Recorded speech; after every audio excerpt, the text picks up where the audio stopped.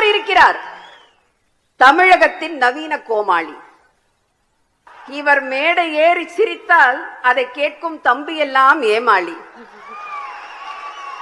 இந்த நூற்றாண்டின் மகத்தான போராளி பிரபாகரனை ஆமை சமைப்பவராய் அவமதிக்கும் இவரு தமிழகத்தின் RSSன் பிசிறு.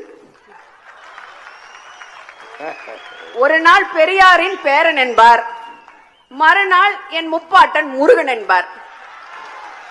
திராவிடத்தால் வீழ்ந்தோம் உறவே என்பார், அயலக தமிழரிடம் திரள் நிதி வாங்கி தின்பார்.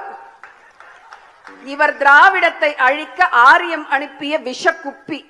தமிழகமே நாளை விரட்டும் முகத்தில் காரி துப்பி. உண்மையில் நாம் ஆரியத்தால் விழுந்தோம், திராவிடத்தால் எழுந்தோம். விழுந்தது சாதியால், எழுந்தது சமூக நீதியால்.